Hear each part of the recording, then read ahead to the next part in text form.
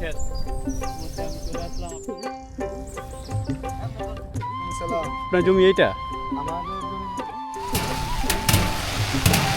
আসসালামু আলাইকুম, কেমন আছেন আপনারা?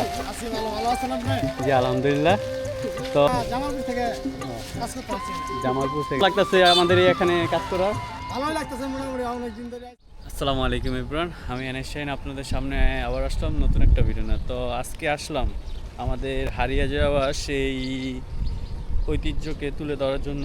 তো কিছু এখানে দেখতেছি ফসলের মাঠ, ঠিক আছে, বিশাল ফসলের মাঠ। এখান থেকে ওই দিকেও দেখতে পারলে পুরো মাঠ জুড়েই ফসল আর ফসল, ধান ক্ষেত, ঠিক আছে। আর এখানে সেই উটিটা, ঠিক আছে, এই যে খড় এখানে, আর ওই খড়ের পাড়া আছে ওইখানে, ঠিক আছে। এই দিনগুলো আমরা কিছুদিনের মধ্যে হারাতে যাচ্ছি।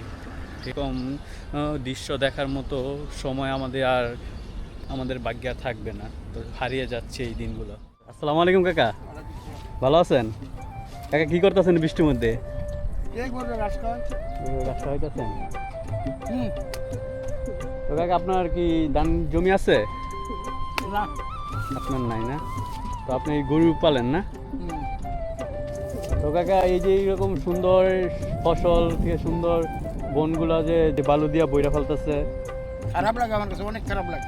তো আমরা তো কিছুদিনের পর আর এইরকম সোনালী ফসল বা সবুজ শ্যামল আমাদের মাঠ পাবো না, থাকবো না। আমাদের কাছেও খুব খারাপ লাগে। এইরকম একটা কাজ হইতেছে আমাদের রূপগঞ্জের মাঝে এবং কায়েতপাড়া ইউনিয়নের মাঝে, ঠিক আছে। আমরা এখানে দেখবো এবং আমাদের এই সেই ধান ক্ষেতের জমিগুলা, ঠিক আছে, ধান ক্ষেতের জমিগুলা আর থাকবে না, এইরকম আর থাকবে না। তো এই আপনাদের কাছে তুলে ধরবো এইরকম স্মৃতি হিসাবে যেতে থাকে আমার এই ভিডিওটা, ঠিক আছে। এই যে এইরকম ধান ক্ষেত, এই সোনালী ফসল আমরা আর খুঁজে পাবো না, অথবা এই বছরই আমাদের লাস্ট। অসাধারণ এরিয়ার মধ্যে চলে আসলাম আমি দেখি অবস্থা।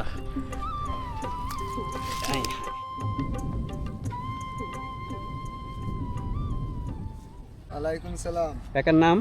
মোহাম্মদ মহিউদ্দিন। তা আপনার জমি এইটা? আমাদের জমি এটা। কেমন লাগতেছে আপনার এই সুন্দর ফসল হয়েছে এবং আপনার সেই ধানগুলো কাটা হচ্ছে, যে কেমন লাগতেছে আপনার কাছে? ধান তো হয়েছে আল্লাহ দিলে ভালোই, কিন্তু ধান তো বাড়িতে নিতে পারতেছে, কামলার যন্ত্র না, মানে লোক নাই, এই জমিনের ধান জমিনে নষ্ট হয়ে যেতেছে। তো আমরা, আপনার এই এলাকার নাম কি? এটা চনপাড়া বটতলা, চনপাড়া বটতলা ইউনিয়ন, কায়েতপাড়া ইউনিয়ন।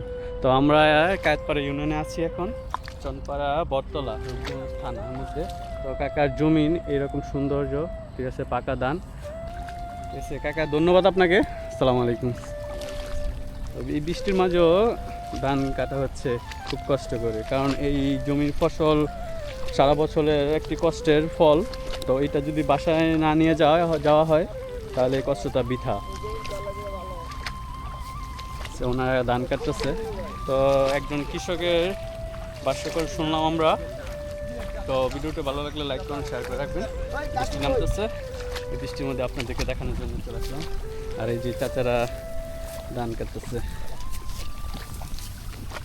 অসাধারণ একটি দৃশ্য। তো বড় ভাইরা ধান বাইরাচ্ছে।